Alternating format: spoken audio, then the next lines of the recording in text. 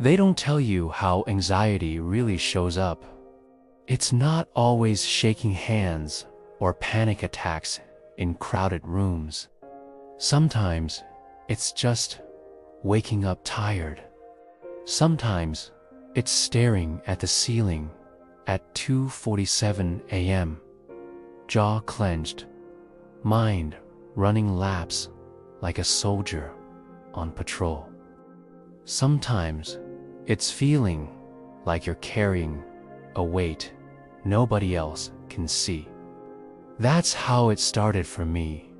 Quiet, invisible, but heavy. I wasn't always like that.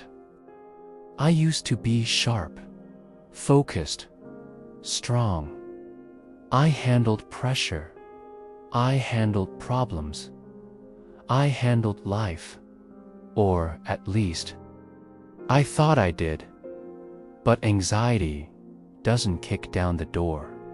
It slips in through the cracks. One stressful week turns into one stressful month. One restless night turns into a habit. One thought becomes 1,000. And before you know it, you're stuck in the loop. It happened the year everything started piling up. Work got harder. Responsibilities got heavier. People depended on me. And I kept telling myself the same thing every day. Just keep moving. Just push through. Don't slow down. That's what men do, right? We grind. We carry it. We stay silent. But anxiety doesn't care how tough you are. It doesn't care how strong you look on the outside. It attacks the inside, the unseen battlefield. It whispers, what if you fail? What if you lose control? What if something happens? Tease. And your brain listens. At first, I thought I was just tired. Then I thought I was stressed. Then I started noticing it. That tightness in my chest, that constant scanning for danger, that feeling like something was wrong, even when everything was fine, like I was standing in a room with no fire, but smelling smoke anyway. One morning, I was driving to work. Same road, same routine, nothing unusual. Then, out of nowhere, my heart slammed like a fist against my ribs. My hands tightened on the steering wheel. My breath turned shallow. My vision narrowed. And my mind screamed. Something's happening. Something's wrong. Get out. I pulled over.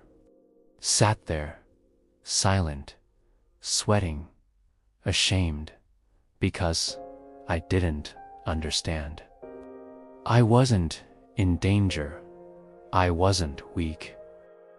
So why did it feel like I was fighting for my life? That was the moment I realized anxiety isn't logic.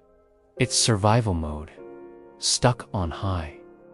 That day, I went through the motions, work, conversations, smiles, but inside, I was rattled. I kept thinking, what if it happens again? And that thought was gasoline. Because anxiety feeds on fear of anxiety. That's the loop. You fear the feeling. The fear creates the feeling. The feeling confirms the fear. Round and round. Like a dog chasing its own shadow. Weeks passed. The loop got tighter. I started avoiding things. Long drives, busy places, silence, even rest, because rest gave my mind room to talk. And my mind wasn't kind. It was relentless. One night, I sat alone in my apartment. Lights off, phone face down. Just me and the noise in my head. And I finally admitted it out loud to no one. I'm not okay. That sentence felt like a crack in armor, but it also felt like oxygen, because truth is where healing starts. The next day, I met an older man at the gym. Rough hands, calm eyes, the kind of guy who looked like he'd been through real storms. We talked after a workout. Nothing deep, just life. Then he looked at me and said, "You've got that look." I blinked. What look? He nodded slowly. The look of someone fighting a battle in silence. I didn't answer, didn't need to, and said something I'll never forget. Anxiety is a false alarm. Your body thinks you're under attack, but you're not. I swallowed hard. He continued. The loop gets broken when you stop running from it. That hit me like a punch, because running was all I'd been doing. Avoiding, distracting, escaping. But anxiety doesn't leave when you run. It follows. It grows. He leaned forward. You want to know what real strength is? I nodded.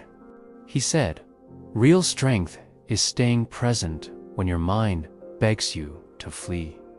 That was the first time I saw anxiety differently.